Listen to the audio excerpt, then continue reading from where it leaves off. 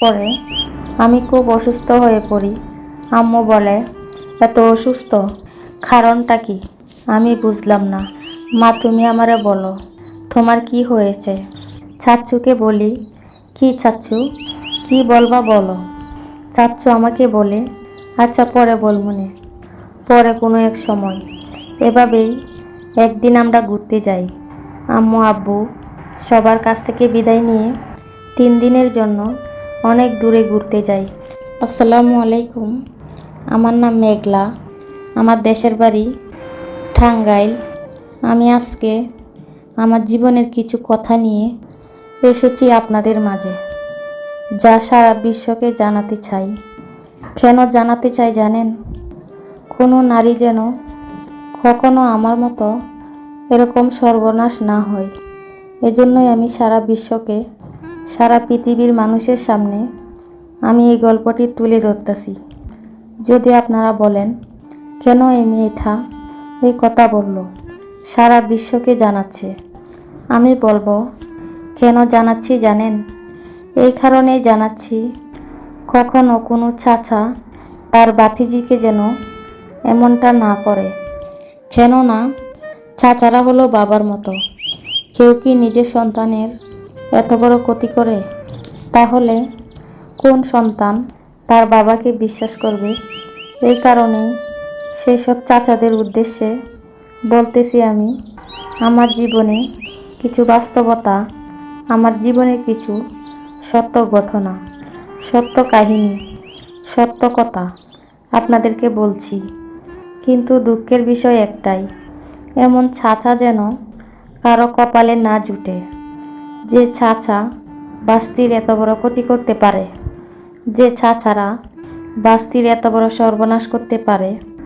এরকম চাচা যেন আর কারো না হয়, আর কোনো মেয়ের কপালে না জুটে।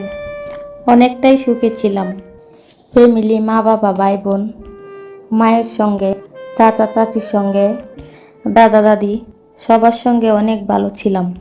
অনেক আদরের মেয়ে ছিলাম আমি। চাচাদের আদরের মেয়ে ছিলাম, দাদা দাদুর আদরের মেয়ে ছিলাম। সবাই আমাকে অনেক আদর করত। ভালোই ছিলাম। আমি ক্লাস 9-এ পড়াশোনা করি। প্রায় চাচা আমাকে নিতে আসতো।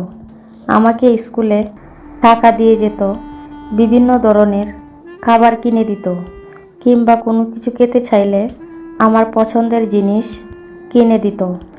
অনেকটাই আদরের ছিলাম আমি। কিন্তু কখনো বুঝতে পারিনি যে এত আদরের কারণটা কি। কখনো বুঝতে পারিনি। কিভাবে বুঝবো বলেন? চাচা তো বাবার মতোই। বাবার কাছে মেয়ে যদি কোনো আবদার করে, অবশ্যই তা পূরণ করার চেষ্টা করে এবং সম্ভব হলে পূরণ করে। ঠিক সেরকমই আমার চাচাকেও আমি আমার বাবার মতোই ভাবতাম, যে আমার একটা চাচ্চু আমার বাবা, আর আরেকজন তো আমার বাবা আছেই। চাচ্চুও আমার বাবা। বাবা তো বাবাই, চাচ্চু তো চাচ্চুই। বাবা তো আর চাচার মতো হয় না, আর চাচ্চু বাবার মতো হয় না। যখন আমি যেখানেই যেতে চাইতাম, চাচ্চু আমাকে নিয়ে যেত। যেটা খেতে চাইতাম, চাচ্চুকে বলতাম যে চাচ্চু আমি এটা খাবো। চাচ্চু এনে দিত।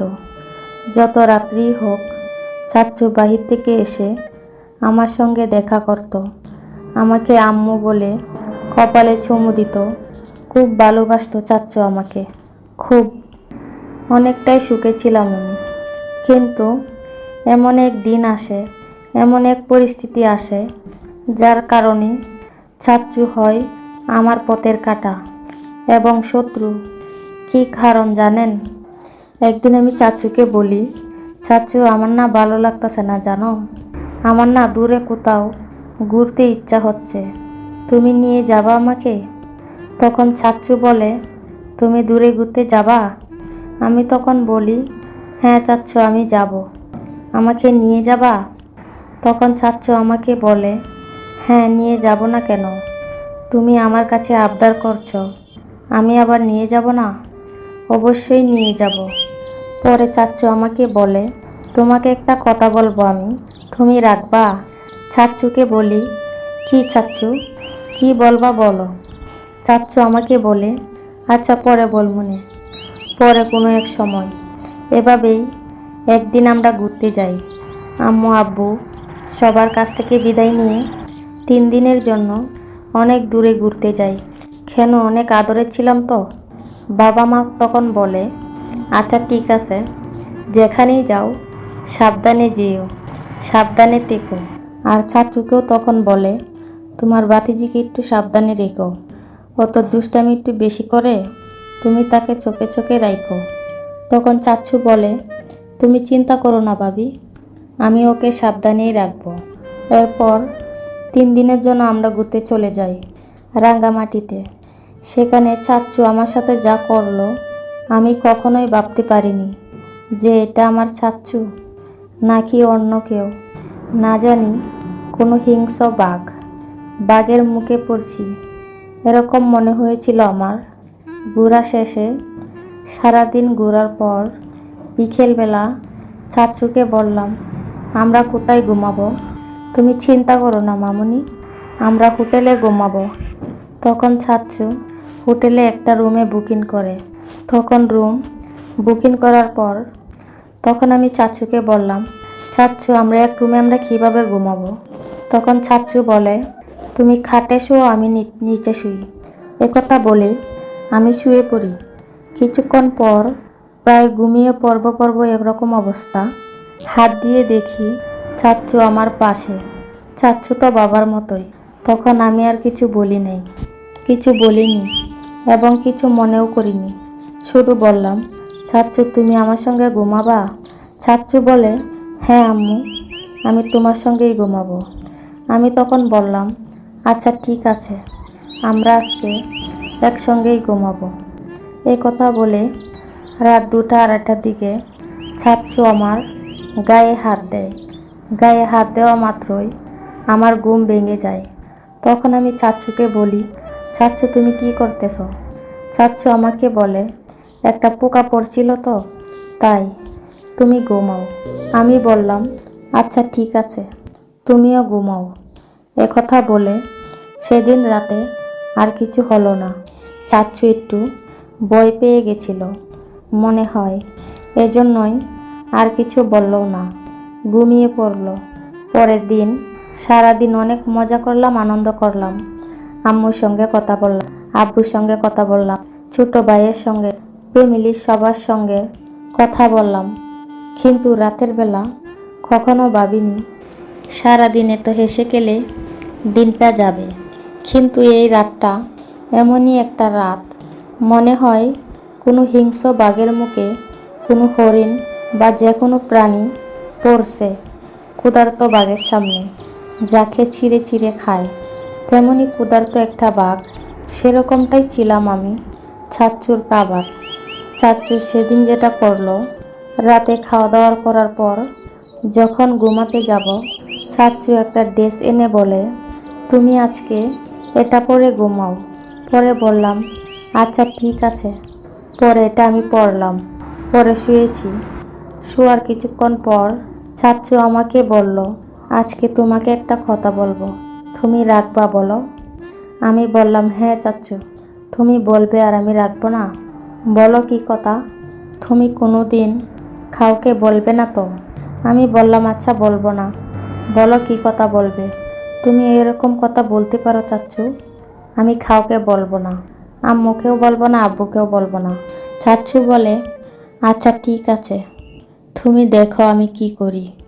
পরে আমার সঙ্গে যা করলো, আমি চাচ্চুকে বললাম, চাচ্চু তুমি এটা আমার সঙ্গে করো না, তুমি তো আমার চাচ্চু, আমি তো তোমার মেয়ের মতো, তুমি আমার সঙ্গে এমনটা কেন করতেছে চাচ্চু? চাচ্চু আমাকে বলে, একদম কোনো কথা বলবো না, কথা বললে একদম মেরে ফেলবো তোকে। আর যদি বাইরের কাউকে এগুলা বলিস তাহলে তোর খবর আছে। তখন আমি অনেক ভয় পাই এবং আমার অনেক কষ্ট হয়। সেদিন মনে হয়েছিল আমি মনে হয় আর কখনোই বাবা মার মুখটা দেখতে পারবো না, এমনটি মনে হয়েছিল। আমি মনে হয় আর বাঁচবই না, আমার পুরো পৃথিবীটা অন্ধকার হয়ে আসছিল। কিন্তু খোদা থালা আমার মরণ লেখেনি। আসলেও কি জানেন, মানুষ যখন কষ্টে থাকে তখন কেউ মরে না, ক্ষুধাথালা তখন তাকে নেয় না। সেরকমই আমার পরিস্থিতি হয়েছিল। আমি একটা হিংস্র বাঘের সামনে, বাঘের মুখে আমি পড়েছিলাম। চাচ্চু দ্বিতীয় দিন যা করেছিল আমার সঙ্গে, ঠিক তৃতীয় দিনও একই রকম করলো। পরে বাসায় আসি, আসার পরে আমি খুব অসুস্থ হয়ে পড়ি। আম্মু বলে, এত অসুস্থ, কারণটা কি? আমি বুঝলাম না। মা, তুমি আমারে বলো, তোমার কি হয়েছে?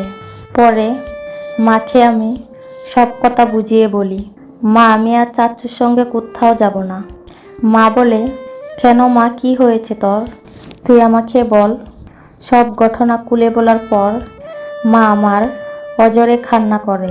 কি করবি বল? তখন তো আমার কিচ্ছু করার ছিল না। বাবাকে বিষয়টা জানাবে করে জানায় না। কিছুদিন পর খুব অসুস্থ হয়ে যায় আমি।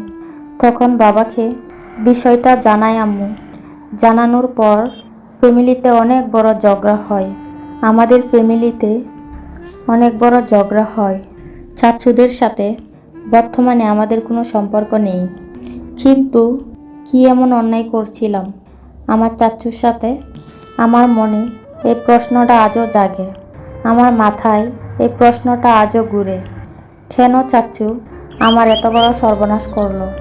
চাচুকে আমি আমার আব্বুর মতো দেখতাম, বাবার মতো দেখতাম এবং বাবার মতোই ভালোবাসতাম। কিন্তু সেই চাচু আজকে আমার এত বড় সর্বনাশ করলো। যে সমস্ত চাচুদের নজর এরকম, তাদের বলি, এই নজরে কখনো বাস্তিদের দেখবেন না। কেননা বাস্তিরা হলো মেয়েদের মতো, নিজের মেয়ের মতো। বাবা সন্তানকে যেরকম আদর যত্ন করে, মেয়েরাও ঠিক সেরকমই থাকবে, ঠিক সেরকমই থাকবে। কিন্তু বাবারা যদি বা চাচুরা যদি তার সন্তানের দিকে খারাপ নজরের দিকে তাকায়, তাহলে আর 10 জন কোন নজরে তাকাবে? এটাই প্রশ্ন শুধু আমার চাচুদের উদ্দেশ্যে। কোনো চাচুরা তার বাস্তিকে আমার মতো এরকম করবেন না। সবসময় বাস্তিকে মেয়ের মতো ভালোবাসবেন, মেয়ের মতো দেখবেন। তাহলেই দেখবেন পরিবারটা অনেক হাসি খুশি থাকবে। আর একটা হাসি খুশি পরিবার যখন কান্নার সাগরে ভাসে, তখন তো জানেনই কেমন হয়। সবাই আমার জন্য দোয়া করবেন এবং কি আমার চাচুর জন্যও দোয়া করবেন। আমার যতই সর্বনাশ করুক, সে তো আমার চাচু। সে যেন এই নজরে আর কখনো আমাকে না দেখে। আমি আমার চাচুর মেয়ের মতো হতে চাই।